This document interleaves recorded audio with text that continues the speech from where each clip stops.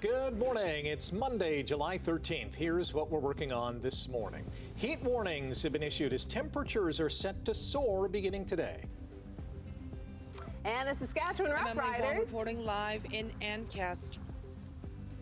I'm Emily Huang reporting live in Ancaster, where a 2.4-kilometer stretch of Garner Road is expected to close through to September. We'll tell you why coming up. Saskatchewan sends four. Golagala picked off just inside the 5 by Woods. And the Saskatchewan Rough Riders dominated the Hamilton Tiger Cats.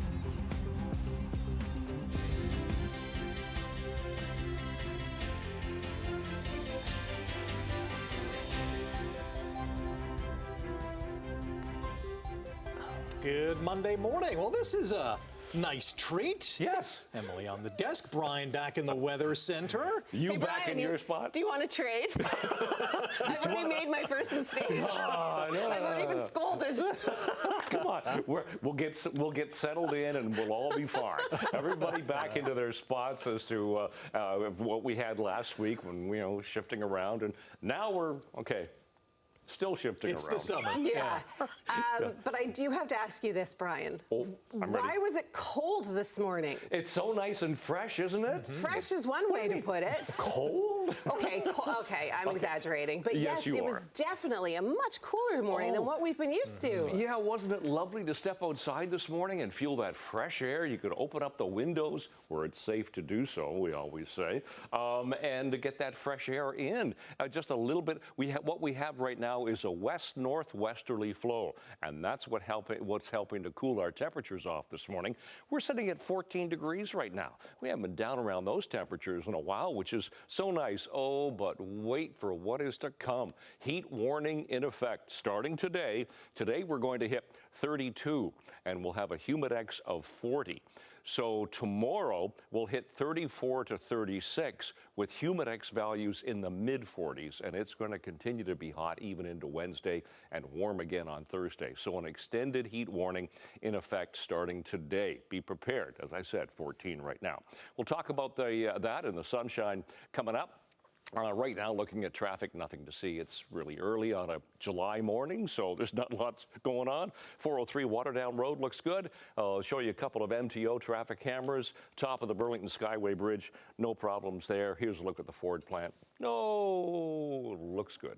So we'll talk about weather and traffic. We'll do all the details coming up in a few minutes. Right now, the news.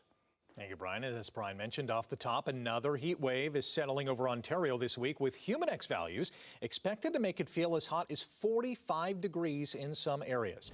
Environment Canada has issued heat warnings across much of Ontario, including Hamilton, Halton, Niagara, and the GTA. The hottest conditions are expected tomorrow, with the heat lingering into Wednesday or Thursday. The hot, humid weather could also lead to poor air quality, with the Air Quality Health Index approaching the high-risk category in some areas. Environment Canada urges people to watch for signs of heat exhaustion. That includes headache, nausea, dizziness, dark urine, and extreme fatigue. Now, if your morning commute includes driving through Ancaster, you may want to make some adjustments for the remainder of the summer. That's because all through traffic on Garner Road is closed along a 2.4-kilometer stretch. That's where we find Emily Huang this morning with all the details. Good morning, Emily. Good morning, Rick. Now, the Garner Road stretch, it remains open right now. I suspect that they are waiting for the morning commute to wrap up today, but it will be closed for your commute tomorrow.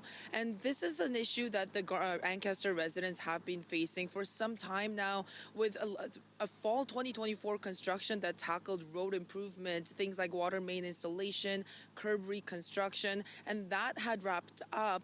But that's the construction through which a new issue was identified with the sewers below. And we spoke with Ward 2 Councillor Craig Kassar last Friday, and this is what he had to say about how the construction has impacted people in his constituency. Very frustrated on behalf of my family who lives in the neighborhood and all the residents who have been dealing with it. It's been going on for far too long. It's approaching about 4 times the length of the anticipated project, so it's very frustrating. The city says it recognizes the project has taken longer than originally anticipated. It says attempts to repair the sewers was made, but that following further engineering review, it was determined that open-cut construction is the safest and most effective way to complete the repair. It says the work will help ensure the sewer system continues to serve the community safely and reliably while supporting future growth in the area. As the name suggests, open-cut construction is when a large section of the road is removed to access and repair the sewers. The road will then be rebuilt on top. The excavation will be 9 meters deep, meaning any through traffic cannot be maintained. The closure is between Southcote Road and Glancaster Road. The suggested detour by the city is for drivers to take Book Road East instead. And the closure is expected to continue until September 4th is what we're told. But of course, that is subject to any weather conditions, any other construction variables. And the city says local traffic will be allowed during that time. For now, Rick, I'll send things back to you in the studio. Thanks, Emily. OPP say a 45-year-old resident in Norfolk County is facing a slew of charges after an incident involving a barricaded person in Port Dover. Officers and tactical units responded to a call at a property on Main Street Saturday, and investigators determined 2 individuals got into an altercation inside a home. Police say one person was assaulted and suffered minor injuries, and a firearm was pointed at a second person. By 9 p.m., police were able to safely take the suspect into custody.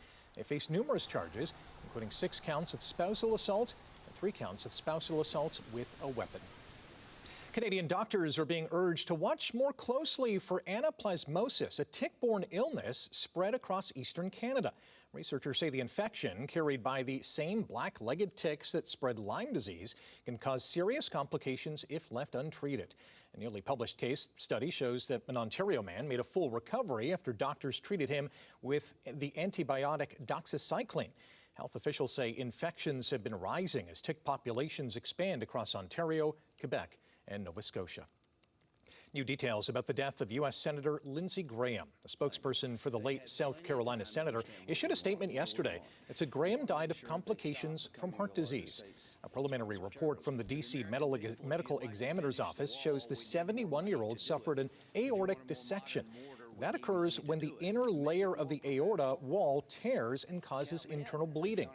The voters first elected Graham to the Senate in 2002. He was campaigning for a 5th term this year. A former Air Force lawyer became one of the Republican Party's leading voices on foreign policy and national security. After years as a Trump critic, Graham became one of President Donald Trump's closest allies and strongest defenders. Legendary New Zealand actor Sam Neill, best known for Jurassic Park and Peaky Blinders, has died in Sydney at the age of 78. Say again. We have a T-Rex. Put your head between your knees. In a statement posted to Instagram, it says his death was sudden and unexpected, adding he had remained cancer-free after battling a rare blood cancer. Neil enjoyed a career spanning more than 5 decades, starring in dozens of films and TV series. He was celebrated as one of New Zealand's greatest actors and is survived by his 4 children and grandchildren. We'll have more coming up in Chit Chat. Typhoon Bavi, the most powerful storm to strike mainland China this year, continues to bring heavy rain to the eastern coast. So far, nearly 3 million people have been evacuated as a result of this storm. Chinese state-run media aired footage of heavy rain, strong winds, and flooded streets, with uprooted trees blocking roads and damaged infrastructure. Emergency crews are dealing with floodwaters while workers using excavators are restoring road access to affected areas. Bavi weakened somewhat, but forecasters warn the storm system, which is the size of France, could unleash prolonged and widespread rain across eastern and northern China in the coming days. Back home, the city of Brandon, Manitoba is preparing as water levels in the river that runs through the community hits its peak today. The Assiniboine River was left swollen after heavy rain caused flooding in the Parkland region, which is just north of Brandon. The flooding has prompted the Manitoba government to offer financial assistance for those impacted by floods in the province. The community has closed roads and placed large sandbags along the edge of the road to try and keep flooding to a minimum.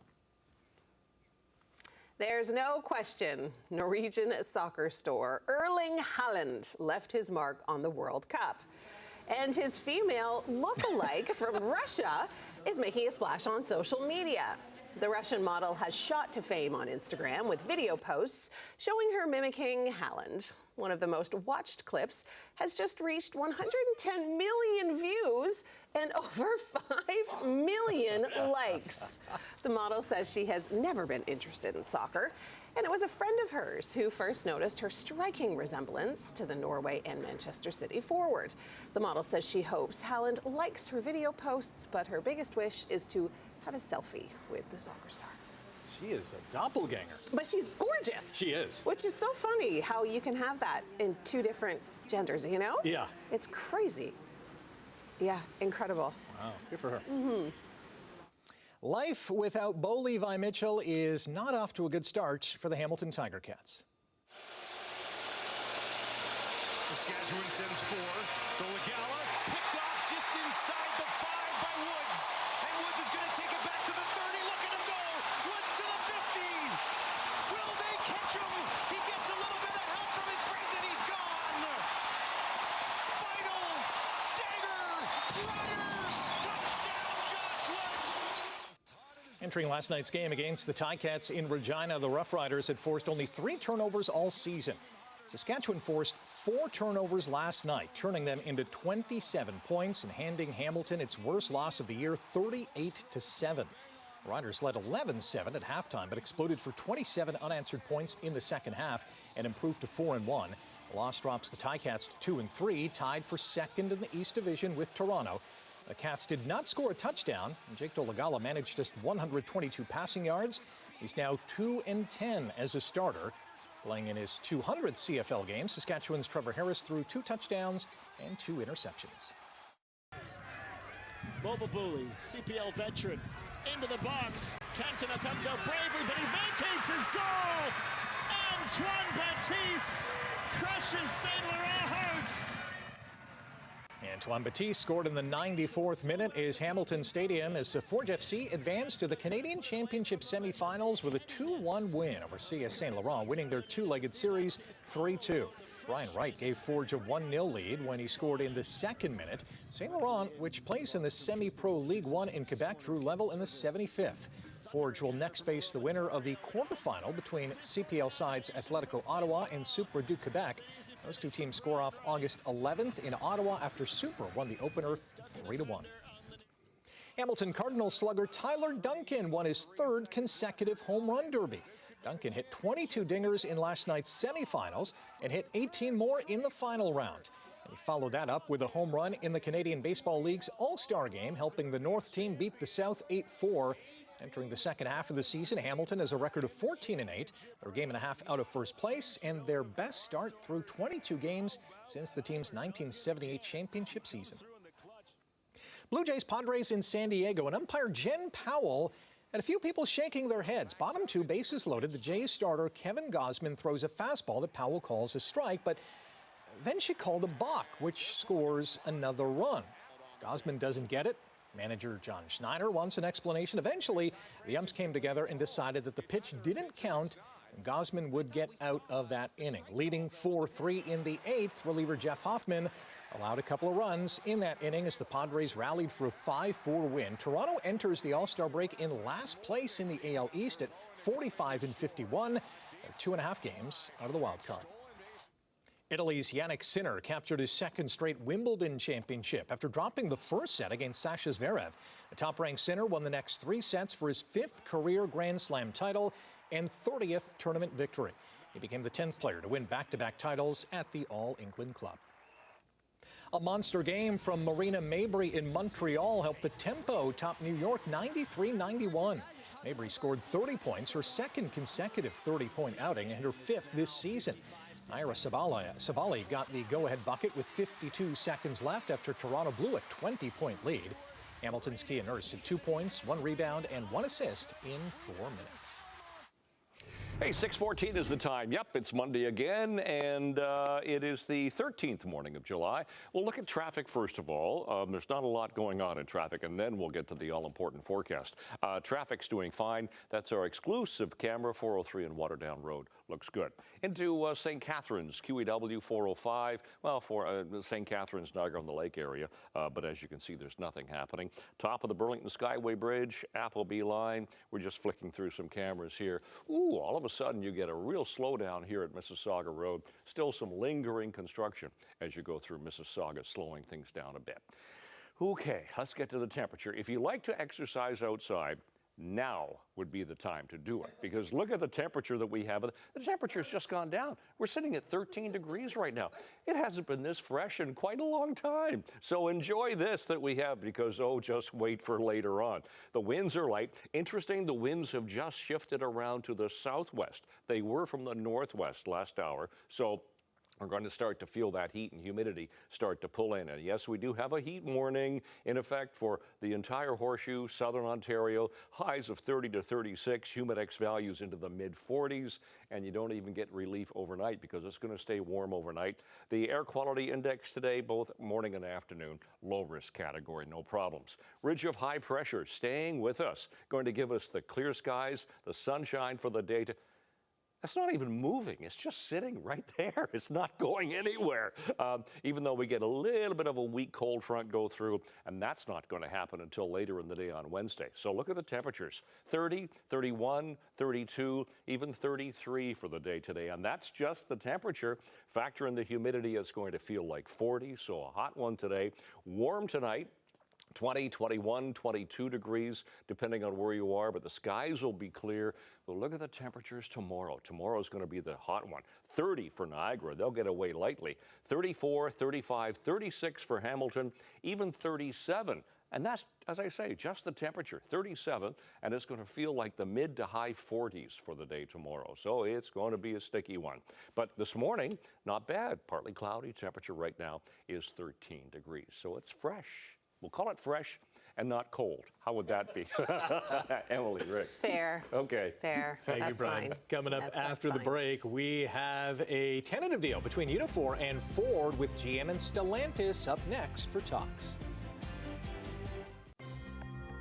6:19 on your Monday morning. The Canadian dollar is up to 70.74 cents U.S. Gold down $29 U.S. an ounce. Oil is up $2 to $73.46 U.S. a barrel. Midday European trading today. Frankfurt is slightly ahead this hour with losses in London and Paris.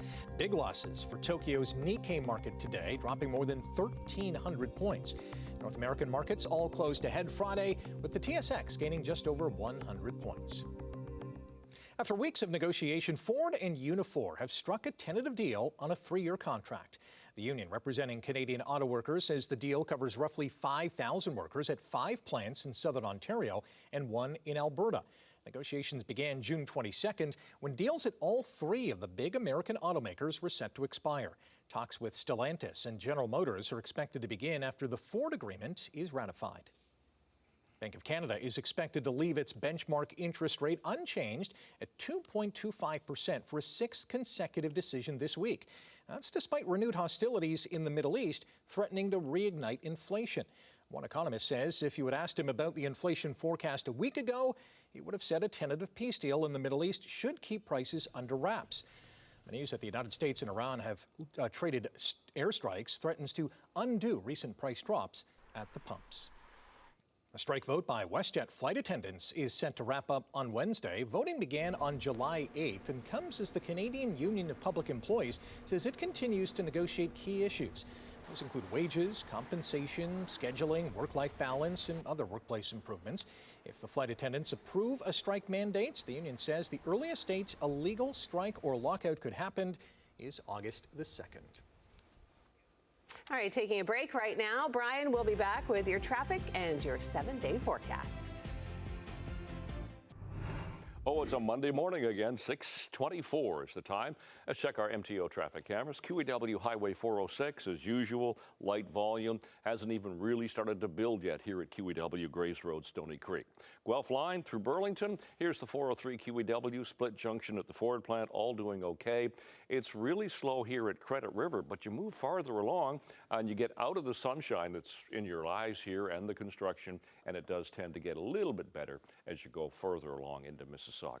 All right, that's a quick check on traffic. Let's get to what we really need to talk about today, and that's the heat. And it's going to be dangerous heat for the next few days. Today we'll start to get some real heat. Even now, look at the temperature in Hamilton, sitting at 13 degrees. So we have nice, cool, fresh air this morning. A little bit warmer for other areas. 17 for Grimsby, 18 Mississauga, 19 into Toronto. So seasonal temperatures for this time of year are 26 for the daytime high, 15 for the overnight low. So we're actually below seasonal to start the morning here. Those are our sun times and our records for today. We won't hit a record for today. We'll get close, but not quite. 34.9 back in 2005 was the highest temperature we've hit.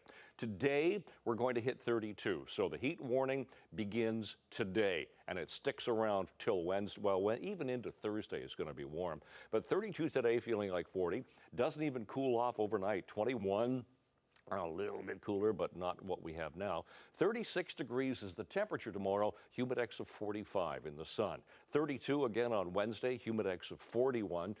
29, so it dips into the high 20s as we get to Thursday. Hang on to the sun. Now, there is a chance of a shower as we get into Friday. We'll hit temperatures much more comfortable, 26, 27, and 26, but we do have chance of showers Friday, Saturday, and Sunday. That's a look at your forecast. I'm going to pea-shoot it over to Emily and Rick. We'll see why. Thanks, Brian. Well, the small English village of Witcham hosted the 53rd World Pea Shooting Championship over the weekend, with competitors blowing dried peas at targets. Yeah, so the rules dictate the pea shooters must stand 3.7 meters away from the target, which is coated in wet putty, and blow 5 peas. A bullseye scores 5 points, the middle ring and the outer ring 1. Success depends on precision, of course, accuracy, well-rounded peas, steady puffs, and of course the wind. If it's too windy, your pea might not reach the target. This unique event has 2 categories: the traditional class, the traditional class restricted to standard plastic pea shooters with no modifications, and the open class where competitors are free to use more, let's just call them sophisticated equipment, including customized pea shooters fitted with laser aiming aids. Wow, they really go next level on this, don't they? Did you ever do this in school? The old, remember the old pens? You'd unscrew the pen. Totally. You'd chew up a piece of paper and then you'd spit it at the ceiling. Or at the teacher. Or the blackboard. Depending on Oh, what I never class spat it at the teacher. Did you? No, I spat it more or less at friends. Yeah. Or so-called friends. I think you're fibbing. No, I never once at the teacher. I couldn't spit it that far. You didn't sit in the front? No, I was never in the front. Ah, you posed me as like a front seater. No, I was a middle to the back kind of guy. Yeah. Yeah, and here I am now. Yeah. Stay with us. More to come after the break here on Morning Live. Good morning. Were you in the front? Yes, Rick. I was in the front.